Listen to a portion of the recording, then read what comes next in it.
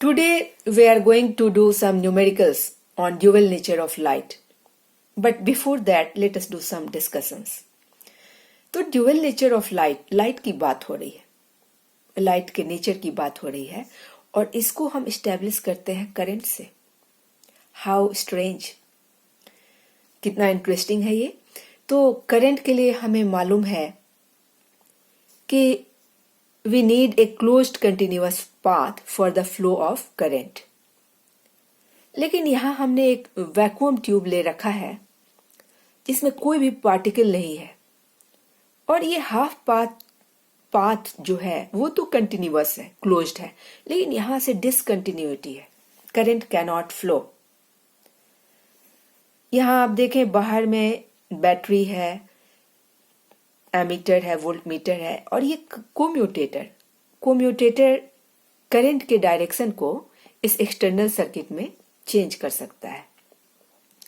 तो एक खास इसके अरेंजमेंट में अगर ये आपकी नेगेटिव प्लेट है तो नेगेटिव प्लेट से इलेक्ट्रॉन बाहर आनी चाहिए, लेकिन एक इलेक्ट्रॉन जो है, हर एक इलेक्ट्रॉन एक बालक की तरह, एक बच्चे की तरह बंधा हुआ अपने पेरेंट न्यूक्लियाई से. वो न्यूक्लियाई से नहीं कहेंगे, पेरेंट आप कह लें मेटल से, क्योंकि जो मोबाइल इलेक्ट्रॉन्स हैं न्यूक्लियस के बाहर वो फ्लो करते रहते हैं. यहाँ इलेक्ट्रॉन बंधा हुआ है, इलेक्ट्रॉन नहीं निकल सकता. अब बाहर से आकर यदि उस इलेक्ट्रॉन को कोई छुड़ा ले जाए, कोई ऐसी एनर्जी उसको लगे तो इलेक्ट्रॉन वहां से छूट पाए, तो वो इस कैथोड के, इस इलेक्ट्रोड के बाहर निकल आएगा.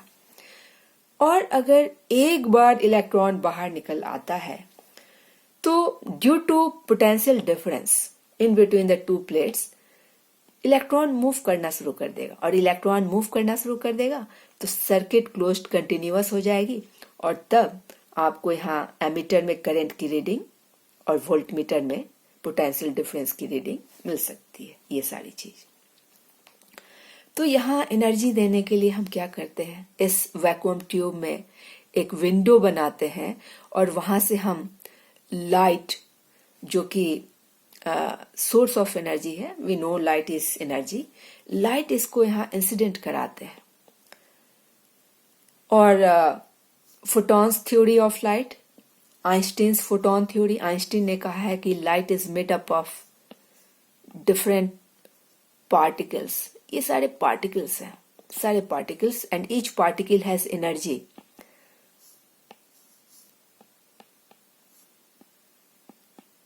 H nu, H is a constant, Planck's constant, and nu is equal to frequency.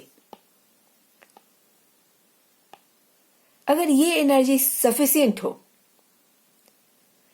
ये वर्क सफिशिएंट हो कि इलेक्ट्रॉन नाम के बच्चे का हाथ पकड़ के वो छुड़ा लेवे, तो इलेक्ट्रॉन वहां से उठ करके यहाँ बाहर आ सकता है. किस एनर्जी से इलेक्ट्रॉन बाहर आया? ये एनर्जी लाइट से मिली है. और लाइट कैसे आ रहा है यहाँ पे फोटोन थ्योरी में? Quanta of packets of energy के फॉर्म में लाइट चली आ रही है. तो एक इलेक्ट्रॉन आई, वो यहाँ मेटल के भीतर के इलेक्ट्रॉन से टकराई, इलास्टिक कोलिजन. जैसे कंचे आपके टक्कर करते हैं तो एक कंचे पर एक दूसरे कंचे की टक्कर, तो उसमें और ये टक्कर कैसी, इलास्टिक कोलिजन, तो इलेक्ट्रॉन बाहर आ सकता है, इलेक्ट्रॉन उसी वेलोसिटी से बाहर निकल सकता है. तो ये सारी बातें हैं. अब ये एनर्जी जो है इलेक्ट्रॉन ले करके, और ये दो काम करता है, एनर्जी दो पार्ट्स में बढ़ जाती है. एक तो वो मेटल सरफेस से बाहर निकला, उसके लिए जो एनर्जी है उसको हम कहते हैं work function, energy in coming out from the metal surface.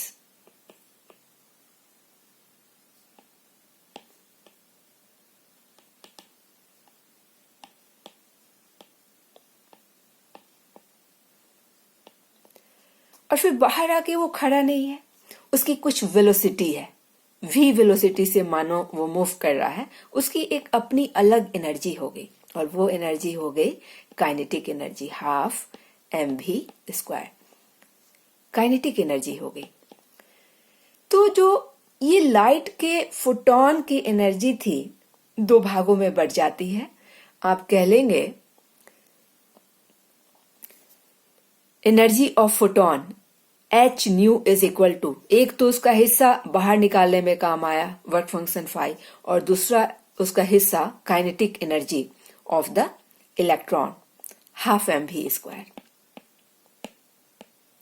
अब यहां देखो कि अलग अलग इलेक्ट्रॉन की अलग अलग काइनेटिक एनर्जी है। जो इलेक्ट्रॉन एकदम से सरफेस के सटे हुए था उतना एनर्जी लेकर के तेजी से वो मूव कर रहा है, उसकी काइनेटिक एनर्जी बड़ी है। कुछ इलेक्ट्रॉन जो अंदर से भीतर से निकल के आता है मेटल सरफेस के, तो उसको बाहर आने में ज्यादा एनर्जी एक्सपेंड हो गई। अब उसकी वेलोसिटी स्मॉल है और उसकी काइनेटिक एनर्जी स्मॉल है। तो अलग अलग इलेक्ट्रॉन्स की अलग अलग काइनेटिक एनर्जी है। बड़ा मुश्किल है कि रिलेशनशिप अभी तक में स्टेब्लिश करना, क्योंकि यहां हम भी नहीं जानते। अब आप देखेंगे कि हमने यहाँ कोम्यूटेटर से यहाँ की पोलैरिटी हमने बदल डाली है। ये जो कैथोड था इसके कंपैरेटिव यहाँ हम एक्सेलरेटिंग जब निगेटिव पोटेंशियल लगाते हैं, when A accelerating negative potential is applied on this plate, accelerating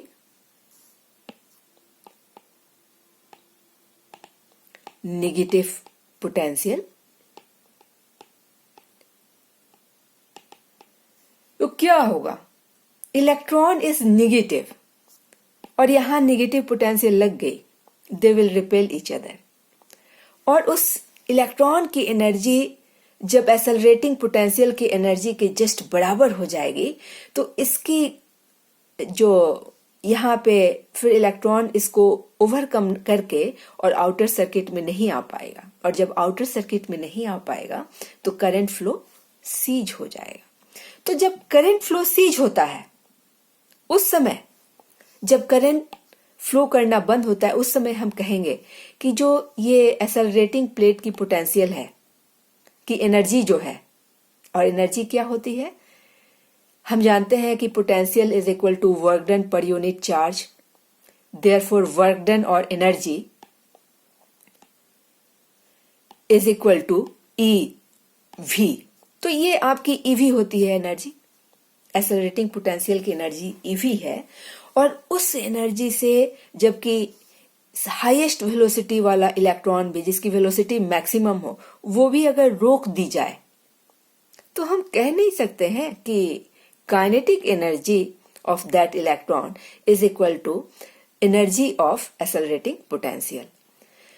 तो उस पोटेंशियल को हम क्या कह लेंगे? उस पोटेंशियल को हम कह लेंगे स्टॉपिंग पोटेंशियल। एक नया टर्म है। स्टॉपिंग पोटेंशियल पे मैक्सिमम एक्सेलरेटेड इलेक्ट्रॉन भी, जिसकी एक्सेलरेट हम नहीं कहेंगे, उसकी यूनिफॉर्म वेलोसिटी कह लेंगे, तो जिसकी हाईएस्ट वेलोसिटी हो वो भी रुक जाती है। तो वो भी जब रुक जाएगी तो उसकी एनर्जी और एक्सेलरेटिंग पोटेंशियल की एनर्जी जरूर ही बराबर हो जानी चाहिए। तो हमें सारे वेलोसिटीज तो नहीं पता है, लेकिन हमें ये पता है कि जो स्टॉपिंग पोटेंशियल की एनर्जी है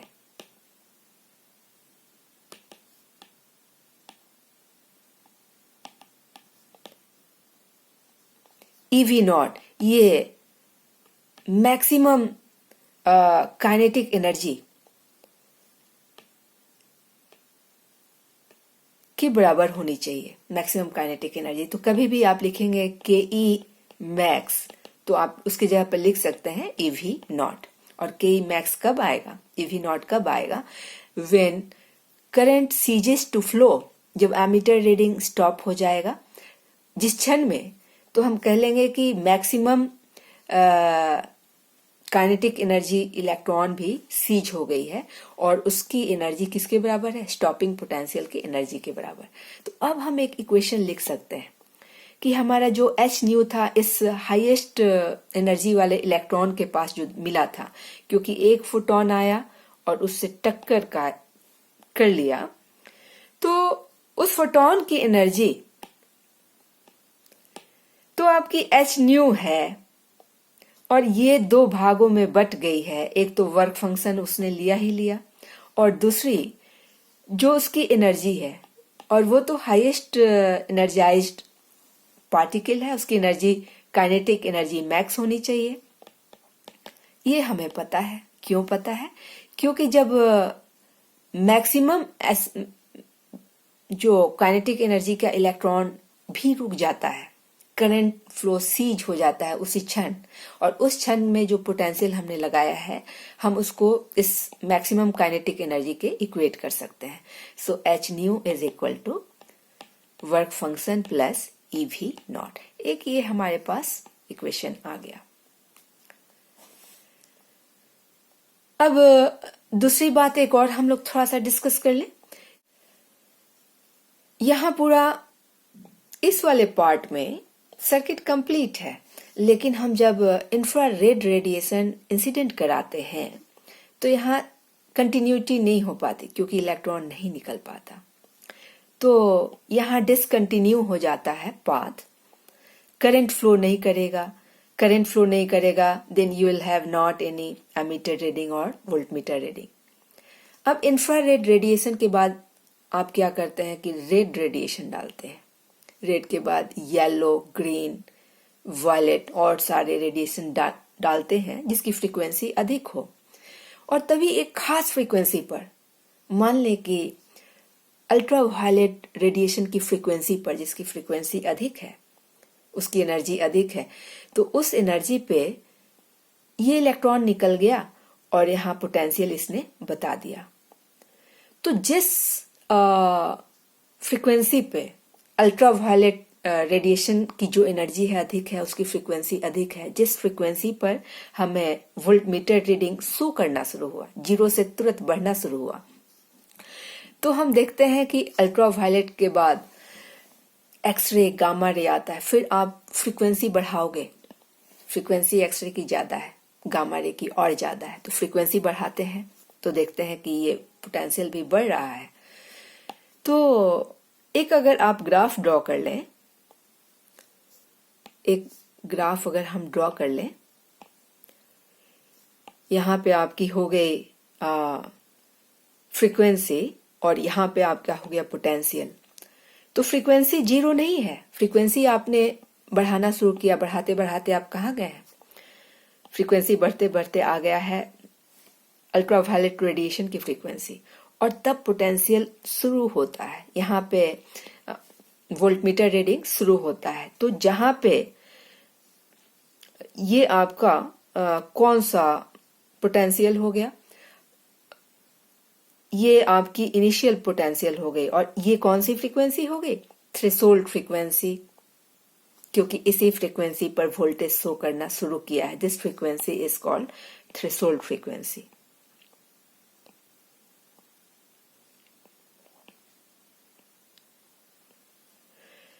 और इसके जब आप ग्राफ ड्रॉ करेंगे you will find that there is linear relationship. जितने टाइम आप फ्रीक्वेंसी बढ़ाते हैं उतना ही टाइम्स यहाँ का पोटेंशियल बढ़ जाता है। So there is a linear relationship.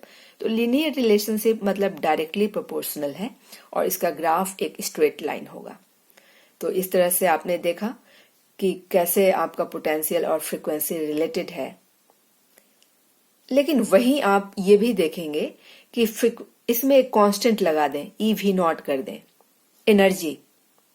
Energy भी आपके फ्रीक्वेंसी से वैसे ही रिलेशन में रहेगा, क्योंकि डायरेक्ट प्रोपोर्शनैलिटी है तो ये वैरी करेगा किसके वेरिएशन से, फ्रीक्वेंसी के वेरिएशन से।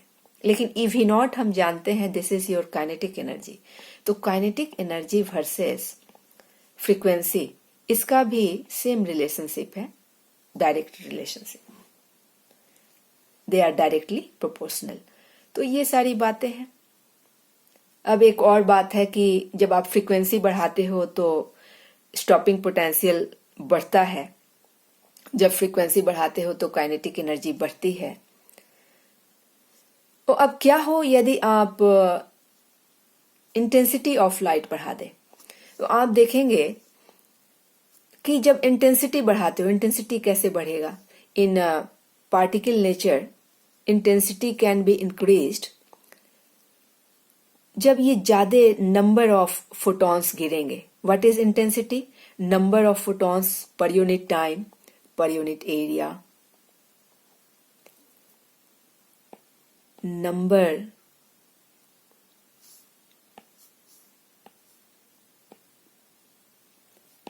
of photons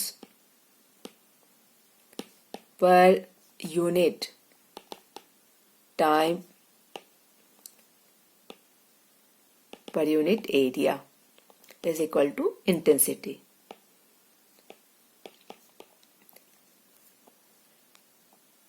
जब ये नंबर ऑफ फोटॉन्स बढ़ता है तो we find that there is no change in this stopping potential.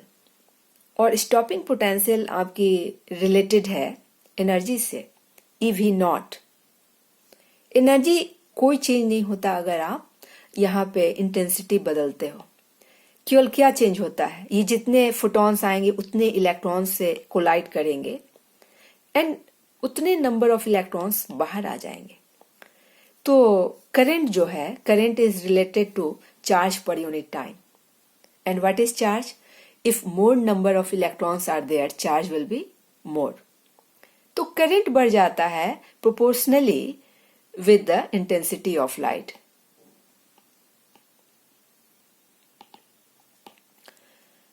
जबकि अगर वेव नेचर में देखें तो वेव नेचर में energy is related to intensity. In wave nature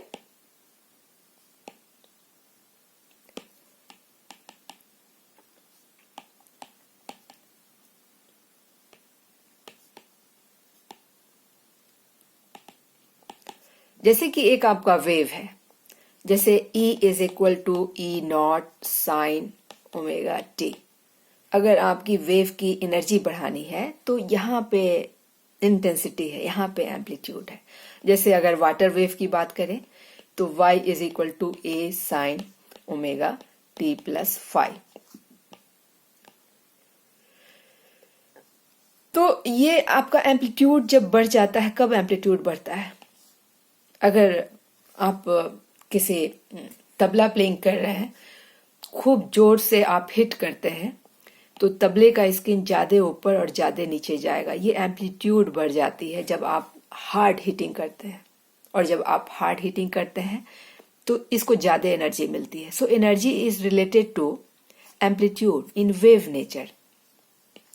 लेकिन एम्पलीट्यूड यहाँ और एनर्जी को ही हम इंटेंसिटी से भी रिलेट करते हैं, क्योंकि intensity is proportional to square of amplitude and it is equal to energy per unit time per unit area.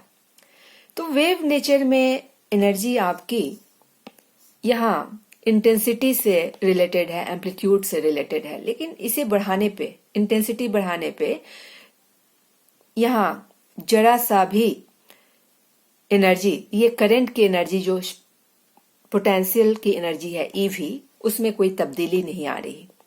तो इसलिए हमारा वेव नेचर यहाँ फेल होता है. तो यहाँ पार्टिकल नेचर से हम इस चीज को बहुत बढ़िया से एक्सप्लेन कर सकते हैं, क्योंकि पार्टिकल में एनर्जी फ्रीक्वेंसी के पास है और फ्रीक्वेंसी हमने बढ़ाई तो पोटेंशियल की एनर्जी EV भी बढ़ रही है. तो इस तरह से हम देखें कि आपकी जो एनर्जी है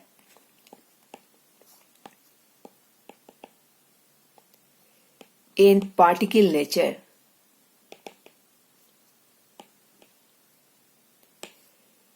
is equal to H new.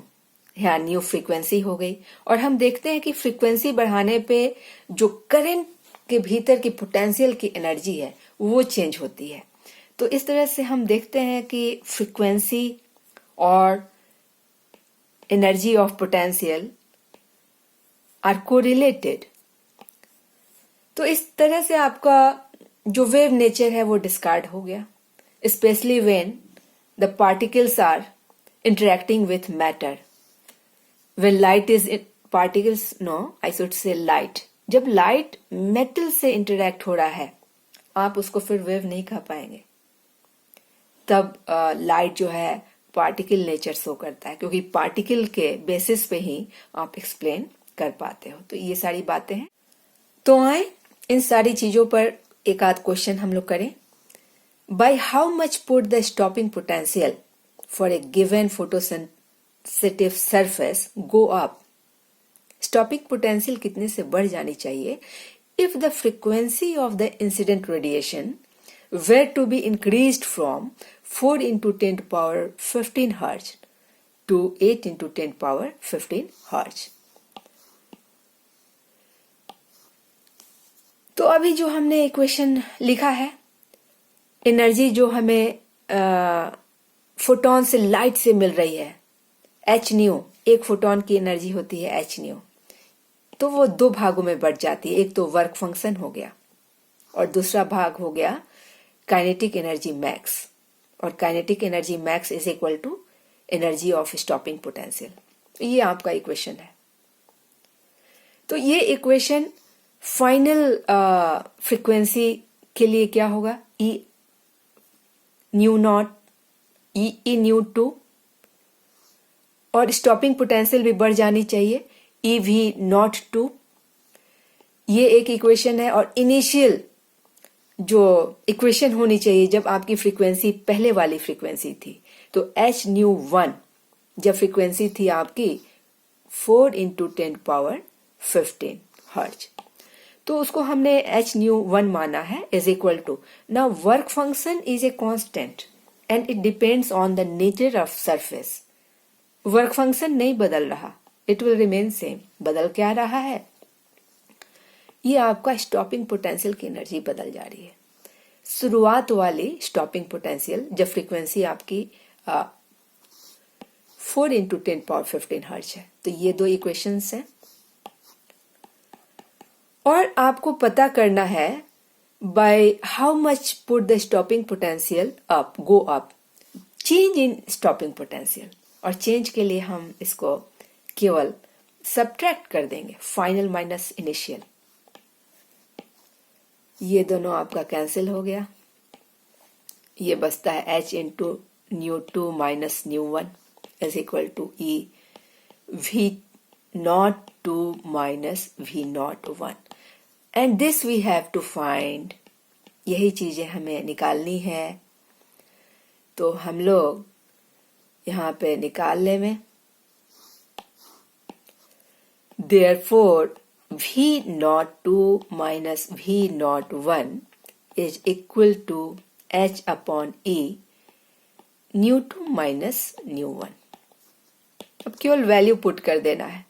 6.63 into 10 to power minus 34 Planck's constant divided by charge on electron 1.6 into 10 to power minus 19 into change in frequency from 4 to 8. So change in frequency will be 8 minus 4 is equal to 4 into 10 power minus 10 power 15.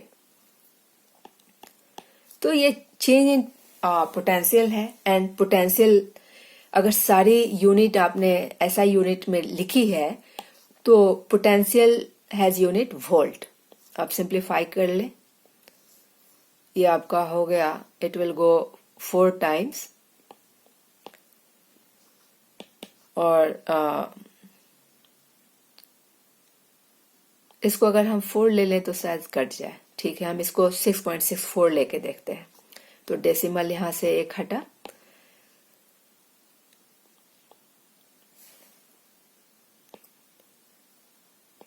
Sixteen point six into 10 to the power minus 34 plus 15 कितना बचता है? -19 plus 19। ये नीचे से ऊपर गया, plus 19 हो गया, दिस मच वोल्ट। सो आपका जो चेंज इन पोटेंशियल है, कौन सा potential? Stopping potential v naught, this comes equal to, इसको हम थोड़ा सा और रीअरेंज कर ले में, या इतना भी छोड़ दें, 16.6, और ये तो 10 पावर 0 हो गया तो 1 हो गया, दिस मच वोल्ट आंसर। एक और इसी पर एक दूसरा क्वेश्चन हम लोग देखें।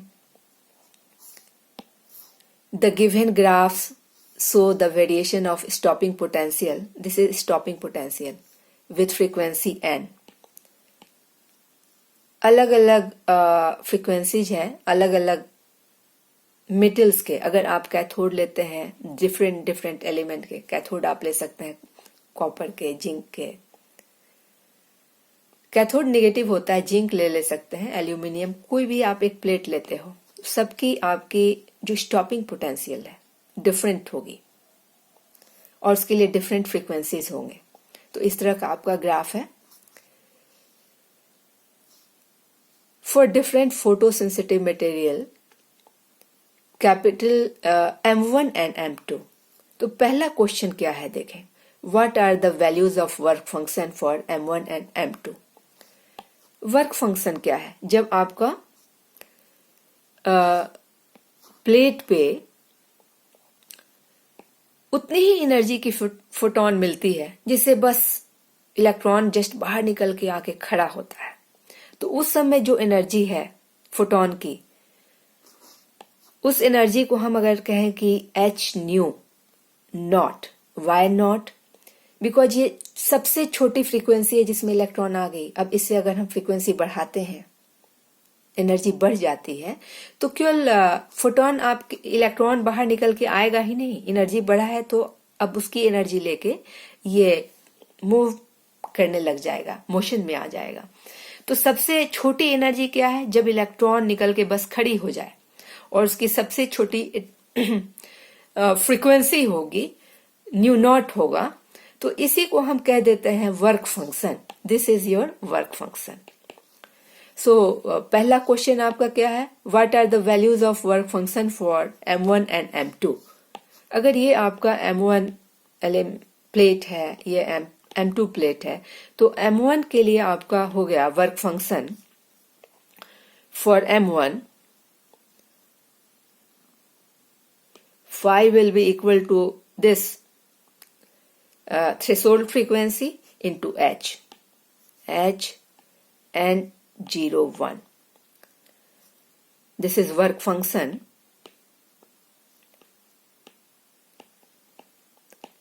for M1. Similarly for M2 it is phi 2 is equal to h and 0 2. तो पहले क्वेश्चन का तो आंसर हो गया। अब दूसरा क्वेश्चन देखें। The values of stopping potential for M1 and M2 for two plates for a frequency N3 greater than N02. N02 से ये बड़ी है N3. For the incident radiation are V1 and V2 respectively. M1 के लिए क्या stopping potential है इस frequency पर, तो अगर परपेंडिकुलर लाइन आप ड्रॉ करते हो तो यहाँ पे आपका V1, this is the stopping potential for M1 plate. उसी तरह से M2 प्लेट की क्या स्टॉपिंग पोटेंशियल है, N3 पर एक परपेंडिकुलर डालें और फिर हम देखें कि स्टॉपिंग पोटेंशियल लाइन पे, ये आपकी स्टॉपिंग पोटेंशियल लाइन है, ये V0 पोटेंशियल वाली लाइन है। तो इस लाइन पे हम देखते हैं कि M2 के लिए कहाँ स्टॉपिंग पोटेंशियल, ये स्टॉपिंग पोटेंशियल रही, and so that the slope of the line equals V1 minus V2 divided by N02 minus N01। इस लाइन का हमें स्लोप निकाल लेना है। स्लोप तो यही होगा। स्लोप आप यहां से भी, यहाँ पे आपको एक राइट एंगल ट्रायंगल मिल जाती है, यहां से भी स्लोप निकाल सकते हैं परपेंडिकुलर बाई बेस करके। सबसे सिंपल तरीका, फिगर से ही आप स्लोप निकाल सकते हैं, स्लोप की ही बात है। और स्लोप आप जान लें, for each and every metal slope is same. क्यों स्लोप सेम है जरा आप देख लें। जैसे आपने एनर्जी दी h न्यू, ये दो पार्ट में बट गया, एक तो वर्क फंक्शन हो गया और दूसरा स्टॉपिंग पोटेंशियल की एनर्जी। तो इट इम्प्लाइज दैट आपको निकालना है स्लोप स्टॉपिंग पोटेंशियल और फ्रीक्वेंसी में। तो स्टॉपिंग पोटेंशियल ये y एक्सिस है, y एक्सिस को आप एक तरफ ले आए, e v naught is equal to h nu minus phi naught means h nu naught. ये आपका क्या हो गया, वर्क फंक्शन हो गया। It implies that v naught is equal to h upon E new minus H. ठीक है, इसको हम क्या करें कि वर्क फंक्शन ही रहने देवें बाई ई। तो अब इसको आप कोरिलेट करते हैं अगर लाइन के इक्वेशन से। You know that equation of a line is equal to y is equal to m x plus c. ये सी स्लोप, ये इंटरसेप्ट हो गया, और एम मीन्स स्लोप, और एम किसके बराबर आ गया, h by e. H is a Planck's constant. It is a constant. E charge on electron, it is a constant. तो स्लोप कांस्टेंट है।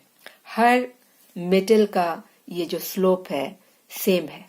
किसी भी ऐसे क्वेश्चन में बहुत आपको डिटेल में नहीं जाना, आपको सोचना है कि हाँ भाई स्लोप किसी भी हाल में सेम ही रहेगा और स्लोप h बाई ई के बराबर होगा। लेकिन इस क्वेश्चन में हम इस फिगर से स्लोप, यहाँ पे हमारा राइट एंगल ट्रायंगल है and slope is equal to perpendicular. What is perpendicular, v1 minus v2। यहाँ आप स्लोप निकाल सकते हैं,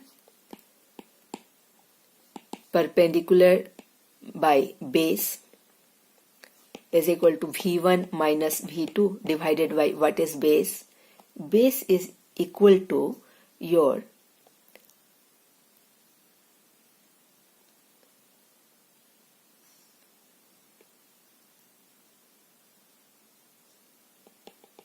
अगर आप ये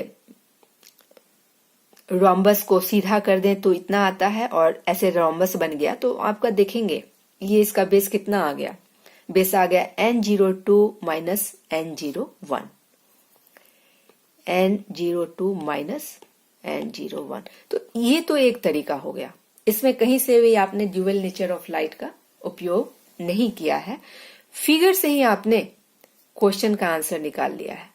लेकिन अगर आप ड्यूअल नेचर ऑफ लाइट का भी उपयोग करें तो उस तरीके से भी हम लोग बना के देख लें। हमें मालूम है कि जो एनर्जी है h-3 हमने दिया, और पहले मेटल के लिए M1 के लिए वर्क फंक्शन आपका हो जाएगा h-1 work function plus energy of stopping potential eV1 पहले के लिए। उसी तरह से अगर दूसरे के लिए आप निकालें, एनर्जी तो आपने दी है वही है, फ्रीक्वेंसी आपकी वही है, is equal to h-2। Now दूसरे मेटल के लिए आपको दूसरी फ्रीक्वेंसी वाली एनर्जी का वर्क फंक्शन होगा h-2 plus eV2, stopping potential भी बदल गया। Now from 1 and 2 left hand side are equal, so right hand side should be equal, and therefore h-01 plus eV1 is equal to h-02 plus eV2। और यहां से आप निकाल सकते हैं, इस टर्म को एक साइड करें, h वाले टर्म को एक साइड, तो h इंटू न्यू